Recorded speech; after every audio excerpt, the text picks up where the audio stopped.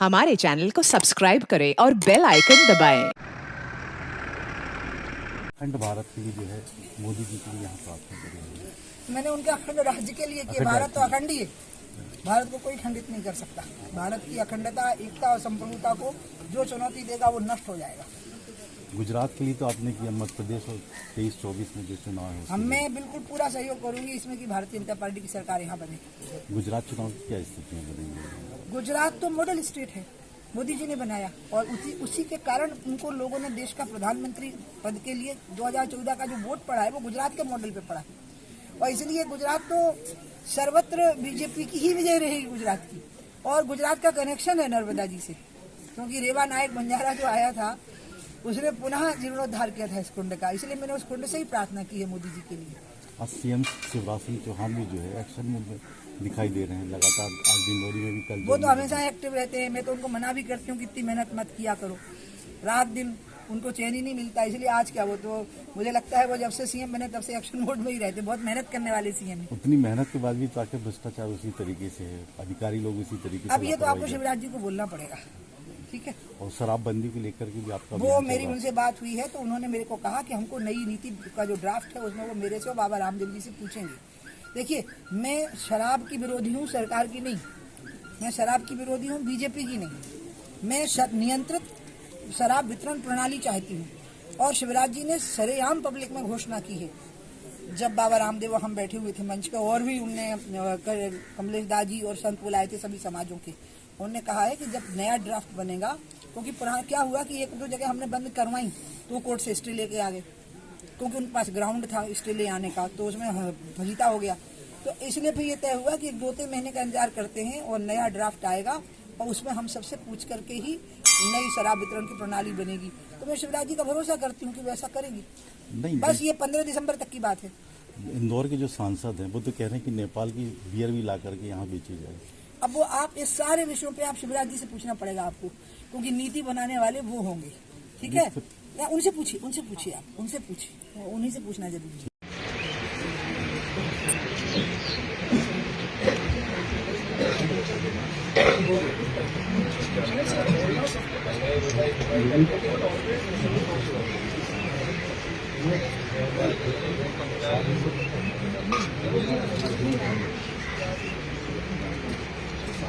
सब लोग इधर आ जाओ, भीड़ जाने दो, वो जो लोग इधर आओ, इधर पीछे जो लोग हैं आओ, सब आ जाइए।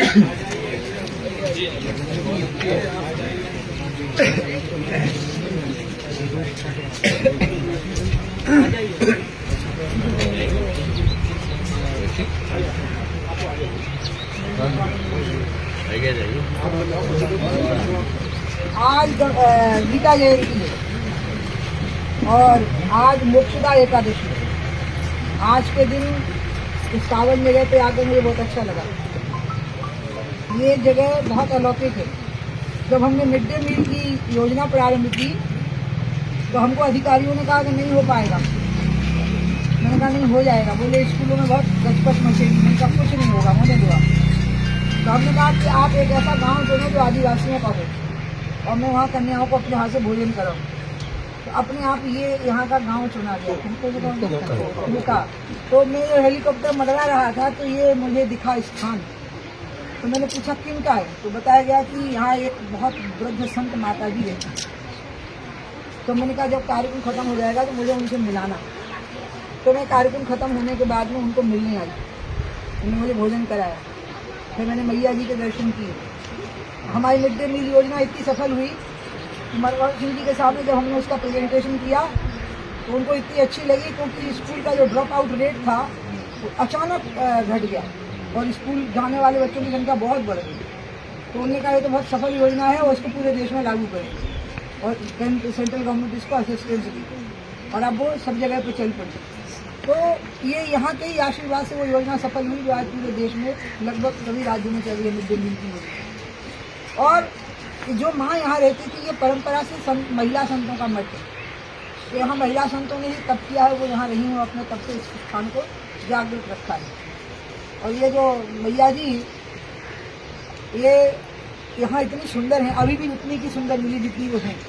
इनको ऐसा बनाए रखने में जिनका भी योगदान होगा, तो उन सबका बहुत बहुत अभिनंदन करती हूँ। क्योंकि मुझे ज्यों की त्यों मिली वो, मैं बहुत चिंतित थी, क्योंकि जब वो माँ मुझे मिली तो मैं 5 मिनट मिल के चली गई, लेकिन मुझे उनसे इतना प्रेम हुआ कि मैं सीएम रहते हुए भी 3 बार उतरी यहाँ हेलीकॉप्टर से, और मैं उनके पास अकेले में रहती थी बिल्कुल, और मैं ये पूरा एरिया बंद करवा देती थी कि मुझसे कोई मिलने ना आ पाए, और 24 घंटे उनके पास रह के भोजन करके उन्हीं के साथ सोती थी खटिया पे, क्योंकि एकदम बूढ़ी हो गई थी और उनको ऐसी हो गई थी कि आप समझ गए ना, वो रजाई एक हो जाते थे, खाट रजाई और माँ में अंतर करना मुश्किल पड़ता था, इतनी दूली पतली एकदम बहुत वृद्ध वयोवृद्ध माँ थी वो, और बहुत सिद्ध स्थान है।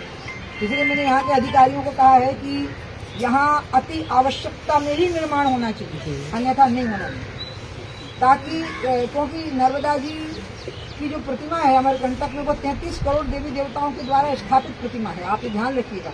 वह प्रतिमा स्वयं में देवता नहीं है, देवताओं के द्वारा स्थापित जगत जननी है वो, जिसके अंदर तीनों गुण विद्यमान है। जब महादेव ने हलाहल पी लिया था मदराचल पर्वत से, जब मथा गया था समुद्र को, तो उससे हलाहल अच्छी चीजें आई तो सबने कहा हमें चाहिए, लड़ पड़े सुर और असुर, और जब हलाहल आया तो सब बोले हमें नहीं चाहिए, और पूरी सृष्टि में हाहाकार मच गया कि थोड़ी देर और रहेगा तो सृष्टि जल जाएगी। तो बाबा खड़े थे, बाबा ने कहा चलो मैं पी लेता हूँ।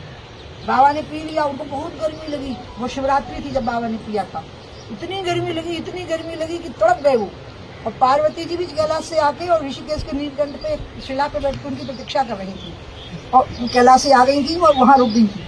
तो पहले भूदेवी श्रीदेवी आई तो वो विष्णु को सौंप दी, अमृत आया तो देवताओं और असुरों में झगड़ा हो गया, हलाहल को लेकर उल्टा झगड़ा हो गया कि हमें नहीं पीना, बाबा ने पिया, और बाबा बैठ गए थोड़ी देर मैकल पर्वत, उनको बहुत गर्मी लगी, ऐसे किया पसीने को, उसी धारा से मैया जी बनी। ये मैया जी जो है ना, ये कोटर है, आप कभी देखिए कहीं भी तो मैया जी जमीन के बराबर लगभग कहीं नहीं मिलेगी, सिल्ट सिल्टिंग नहीं हुई होगी तो मिलेगी, अन्यथा वो जमीन से थोड़ा नीचे मिलेगी, जबकि गंगा जी सैकड़ों किलोमीटर तक जमीन के बराबर चलती है, क्योंकि ये कोटर है, ये स्वयं अपना रास्ता बनाती हुई गई है शिव जी के उससे निकल के कंठ से, उनकी बेटी है शिव जी, और ये अपना रास्ता स्वयं बनाती गई।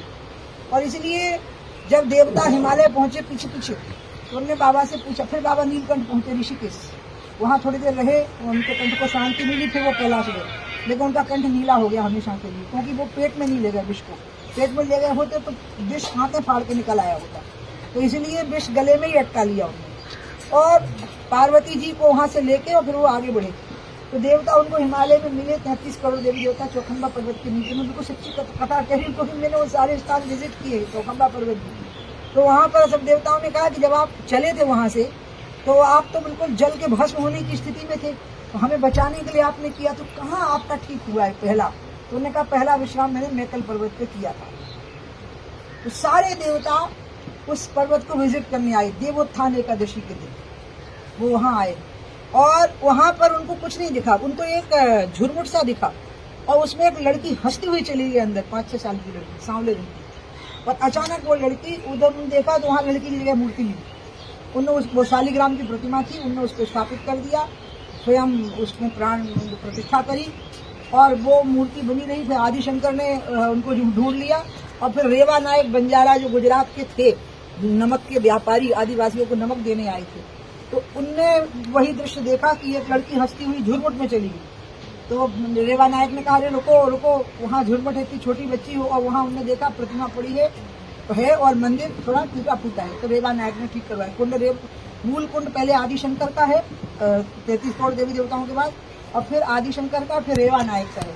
इसलिए नर्मदा जी के कुंड का मोदी जी से बहुत गहरा संपर्क है, मतलब क्योंकि मैया जी यहाँ से बह करके, इसलिए मैया का नाम रेवा भी है, तो गुजरात चली जाती है। तो मैंने माँ से प्रार्थना की है कि मोदी को अखंड राज्य का आशीर्वाद देना, ये भी मैंने माँ से प्रार्थना की। मैं भगवती को बहुत साक्षात भगवती मानती हूँ, इसलिए वो अपने आप में संपूर्ण है, और वो चित्त के विषाद का बिल्कुल हरण कर लेती है, और वो सबकी है, जगत जननी है, वो शक्तिशाली देवी है। और आज गीता जयंती मार्गशीर्ष महीना है, तो आज तो मुझे इतना अच्छा लगा, मैंने वहाँ गीता भी पढ़ी। आज कुंड के पास एक कृष्ण का मंदिर है, वहाँ थोड़े गीता के कुछ अंश मैंने पढ़े, कर्मयोग वगैरह के अध्याय जो थे वो मैंने पढ़े हैं आज वहाँ बैठ के, मुझे खूब अच्छा लग रहा था वहाँ पे। तो मैं मैया जी से प्रार्थना करती हूँ कि आप सबका कल्याण हो, भगवान आप सबकी रक्षा करें, और हमारे भारत भूमि पर धर्म की हमेशा जय जयकार हो, और इस विश्व में भी कोरोना जैसी बीमारियां आवे ना, मानवता शांति से जिए और भगवान सबकी रक्षा करे। और इस स्थान के भी देवी महिलाओं से, जो महिलाएं यहाँ बैठी हैं उनको पता होना चाहिए महिलाओं के पीछे, इसलिए आज मैंने सब महिलाओं को दक्षिणा दी है। और विकास यहाँ खड़े हैं कलेक्टर, आज जो दक्षिणा मिली है वो उनको मिली है, वो वीडियो में नहीं आना चाहिए वो बात। हाँ, क्योंकि उसमें भेद नहीं था कि कौन सरकारी कर्मचारी है, कौन पार्टी की कार्यकर्ता है, कौन बच्ची है, कौन क्या है।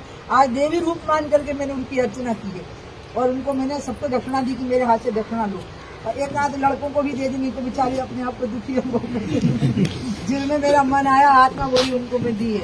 आप सबके लिए मैं बहुत बहुत दुआ करती हूँ और नर्मदा मैया से प्रार्थना करती हूँ, माँ बहुत निर्मल बह रही है। भारत में नर्मदा ही एकमात्र ऐसी नदी अब बची है जो इतनी साफ सुथरी है। और शिवराज जी ने जो नर्मदा जी की पदयात्रा और वो अभियान चलाया था, उसका परिणाम है कि अधिकतर नर्मदा निर्मल रह गई।